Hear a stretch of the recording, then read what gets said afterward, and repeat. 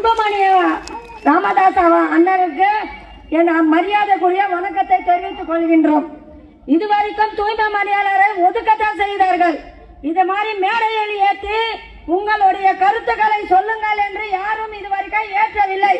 இதுதான் முதல் முறையாக தூய்மை பணியாளராக நான் முதல் முறையாக மேடை ஏற்றி எங்களுடைய குறைகளை சொல்கின்ற வரைக்கும் அண்ணன் எங்களுக்கு வாய்ப்பு கொடுத்திருக்கிறதுக்கு நன்றி. 13/8/1 எங்களுக்கு வேலை இல்லை என்று சென்னை மாநகராட்சி எங்களை வெளியே தெரிவித்து விட்டார்கள். நாங்கள் ரிப்பன் மாளிகையில் 13 நாளாக போராட்டத்தில் இறங்கினோம். அதே வழியில் தான் அமைச்சர் சேகர்பாபு போகிறார். மேயர் பிரியா, குமரன் குருபரன் கமிஷனர் அவர்களும் சுப்பிரமணியமும் போகிறார். ஆனால் எங்களை கண் காணாமல் இப்படி திரும்பி கொண்டுதான் போகிறார். யாருக்கும் எங்களை கண்ணு தெரியவில்லையா? இந்த தூய்மை பணியாளர்கள் போராட்டத்தில் இறங்கி இருக்கிறது அவங்களுக்கு தெரியலையா?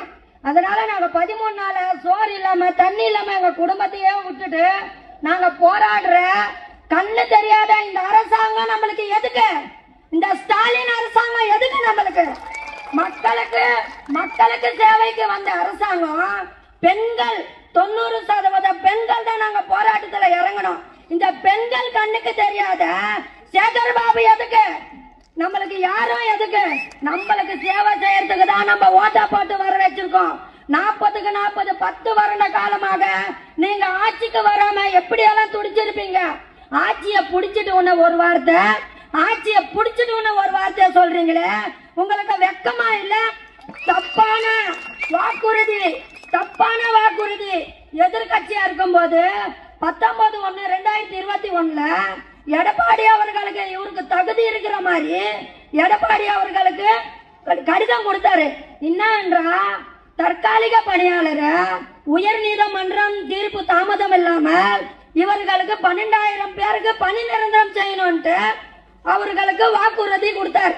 ஆனா 21 தேர்தல் வந்தப்போ நான் வந்தப்போ 6 மாசம் அதுக்கப்புறம் முதல் கையெழுத்து போடுவது தூய்மை பணியாளர்களுக்கு தான் சொன்னார். ஆனா அந்த பேனால இங்க் இல்லையா? கையெழுத்து போடுறதுக்கு பேனால இங்க் இல்ல. அவருக்கு கை வரல, பக்கவாதம் வந்துடுச்சு கைக்கு. அதனால நாங்க உழைப்பார் உரிமை இயக்கம் எங்களுடைய மாநில தலைவர் பாரதி தோழர் வழக்கறிஞர் எங்களுக்காக நின்னாரு, எங்களுக்காக போராட்டத்துல இறங்கினாரு. அவரையும் பேசக்கூடாது, மைக்க பிடிக்க கூடாது, பிரச்சாரம் பண்ணக்கூடாது, மக்கள் மத்தியில போக கூடாதுன்னா இவங்க யாருங்க எங்க தலைவரை போக கூடாதுன்னு சொல்றதுக்கு? இவன் போனா ஆட்சிக்கு மக்களுக்கு ஒண்ணுமே செய்யாத இவன் அந்த சீட்ல உட்கார கூடாதுன்னு சொல்லுங்க. மக்களுக்காக போராடுவங்கள அடுக்கி வச்சுட்டு இந்த அரசியல் உயர் நீதிமன்றம் மூலமா எங்க தலைவரை ஒரு மூலையில உட்கார வச்சிருக்காங்களா. 26ஆம் தேதி வரைக்கும் தான் உங்களை உட்கார வைக்க முடியும். அதுக்கப்புறம் நாங்க களத்துல இறங்குவோம், நாங்க போராடுவோம். 13 நாளுக்கு அப்புறம் 6 நலத்திட்டம் வச்சிருக்காரு. அந்த 6 நலத்திட்டம் என்ன? சோறு இல்லையா? எங்களுக்கு சோறு இல்லாதவங்களுக்கு பொங்கல் இட்லிக்கு தர போறாங்களா மேயர் பிரியா, சேகர்பாபு அவர்கள். அந்த பொங்கல் இட்லி நாங்க செய்ய மாட்டோமா? எங்க வீட்டுல துண்ணுட்டு போங்க. நாங்க போட்டா எங்க வீட்டுல சாப்பிட்டு போங்க. எங்க கேட்டோமா? கேட்காதெல்லாம் கொடுக்குறீங்க. நீங்க கொடுத்தா வாக்க காப்பாற்ற முடியல. உங்க பொங்கல் இட்லி சட்னி எங்களுக்கு எதுக்கு? போட்டு நீங்களே சாப்பிடுங்க. கூட்டணியா உட்காந்துங்க. அது நல்லா இருக்கா நல்லா இல்லையா நீங்க சாப்பிடுங்க. மறுபடியும் எங்க தோழர் பாரதி அவர்கள் வருவாரு, எங்களுக்காக போராடுவாரு. இந்த மக்கள் எங்கள் கூட இருக்கும். போலீஸ் அதிகாரம் எங்க மேல துணி இல்லாம எங்களை அடிச்சாங்க. 13வது நாள் எல்லாத்துக்கும் நாங்க ரெடி. அரெஸ்ட் ஆனோம். எங்களை சிறையில அடிச்சாங்க. புழல் ஜெயிலுக்கு கூட்டிட்டு போற வக்கில்லாத அரசாங்கம் எங்களை ஒரு மண்டபத்துல போய் அடைச்சு வச்சாங்க. நாங்க போகணும்னு சொன்னா கூட நாங்க போவாத எங்களை ரிமாண்ட் பண்ணுங்கன்னு சொல்லி நாங்க உட்கார்ந்து கூட அவங்களுக்கு இப்ப சோறு போட்ட வக்கில்லாம எங்களை சத்திரத்துல அடைச்சு வச்சு 7 மணிக்கு அனுப்பிச்சு விட்டாங்க. நானா ஆண்கள் எல்லாம் சிறைக்கு போகணும், பெண்கள் எல்லாம் வீட்டுக்கு போகணுமா? பெண்கள் எல்லாம் சிறைக்கு அனுப்பு, ஆண்கள் எல்லாம் வீட்டுக்கு அனுப்பு. பெண்கள் எதுக்கும் ரெடி. நாங்க ரெடியா இருக்கும் போது உங்களுக்கு என்ன சிறையில இடம் இல்லையா? இல்ல உங்க ஆட்சியில இடம் இல்லையா? இன்னும் இல்ல சொல்லுங்க, இன்னும் வாக்க கொடுத்துட்டு என்ன காப்பாத்தினீங்க?